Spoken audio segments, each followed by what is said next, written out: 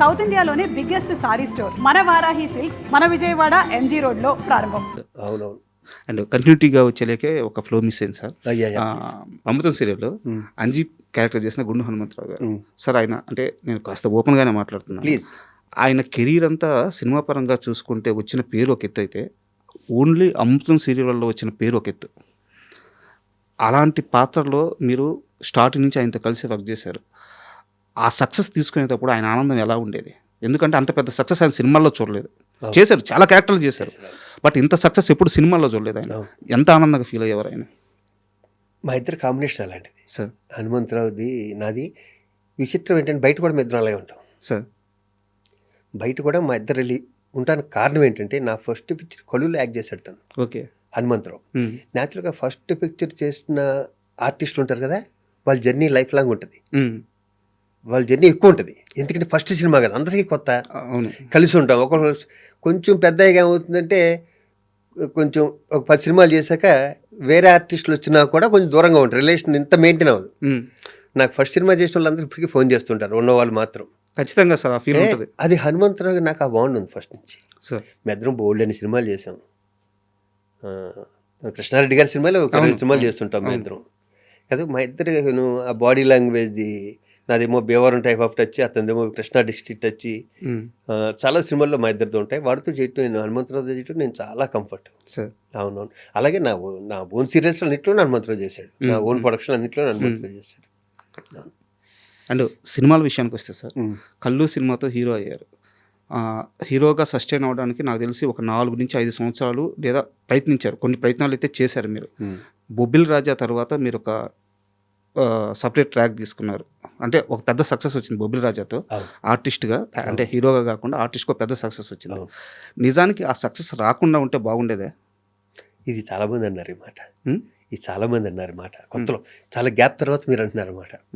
నాకు తెలిసి మీడియాలో ఎక్కడ నేను వినలేదు. మీ తోటోళ్ళు చాలా మంచిగా వచ్చినది.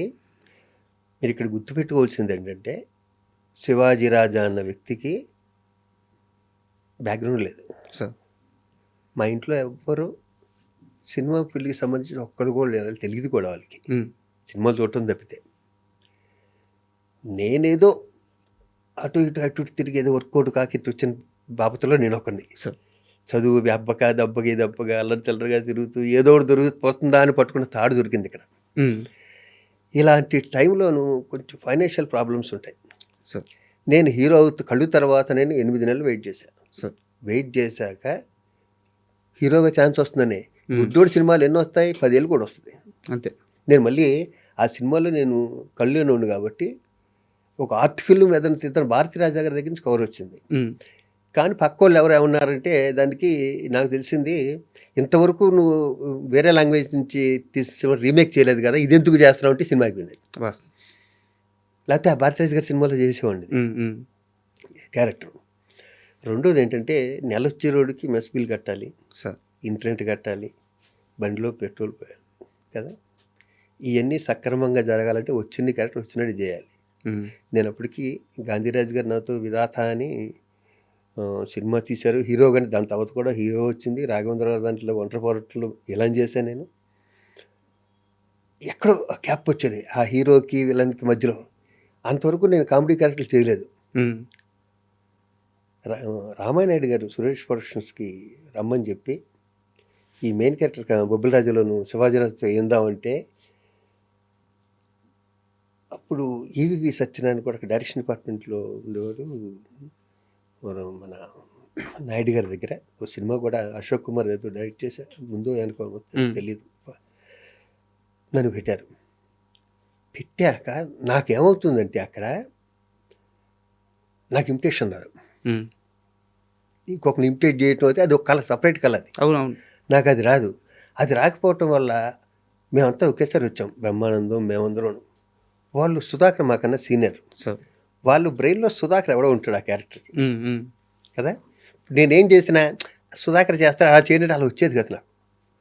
అబ్బా, అది చాలా ఇబ్బంది కూడా కదా, చాలా ఇబ్బంది. ఎందుకంటే ఇప్పుడు నా బ్రెయిన్లో నా ఓన్ పరీక్షలో నేను ఒకరిని పెట్టుకుందాం అనుకున్నా, మిమ్మల్ని ఇంకోళ్ళు పెట్టాను, నాకు ఆడు కనిపిస్తుంటాడు. నువ్వు అలా చేయాలంటే ఆడుండగా నేను ఎందుకు అలా చేయటం, అంతే కదా. మా సుధాకర్ ఉండగా నేను ఎందుకు అలా చేయటం, అక్కడ నలిగిపోయి ఏదేదో చేస్తే ఏదేదో అయింది, మొత్తం సినిమా హిట్ అయింది. సినిమా హిట్ అవ్వటం వల్ల పేరు వచ్చింది తప్పితే నా క్యారెక్టర్కి ఓహో అని పేరు అవటం 2-3 సీన్లోను, ఆ వాణిశ్రీ గారు ఉండే సీన్లోను, ఆ గుమ్మడి గారు ఉండే కొన్ని సీన్లు ఉంటాయి 2-3. వెంకటేష్ బాబుకి విపరీతం టైం, కామెడీ టైం, దాంట్లో కుట్టుపోయి పేరు వచ్చింది. దాని తర్వాత ఒక హీరోగా 7 సినిమాలు చేశాను, కామెడీ సినిమాలు. ఒక 100 సినిమాలు అలాంటి ఇది కోటా కొడుకు, వీడు మంచోడే కానీ విలన్ బుద్ధులు ఉన్న బుద్ధులు, క్లైమాక్స్లో రివర్స్ అవుతాడు, ఎవడు వచ్చింది సోహన్ బాబు గారి కానీ బుల్రాజులు కానీ అన్నీ ఒకటే క్యారెక్టర్లు వచ్చినాయి. అవును, అప్పుడు ఏమైందంటే ఫైనాన్షియల్గా సెటిల్ అవుతాం కదా బిజీలో. ఆ సెటిల్ అయ్యాక మళ్ళీ హీరోగా చేయడానికి వచ్చినాయి 10 years. నేను మళ్ళీ హైదరాబాద్ 93 మద్రాసు నుంచి 10 years నుండి ఇక్కడికి వచ్చాం కదా. హైదరాబాద్ నుంచి మద్రాసు వెళ్ళి మద్రాసు మళ్ళీ హైదరాబాద్ 93కి ఇండస్ట్రీ వచ్చింది, నేను వచ్చానుగా.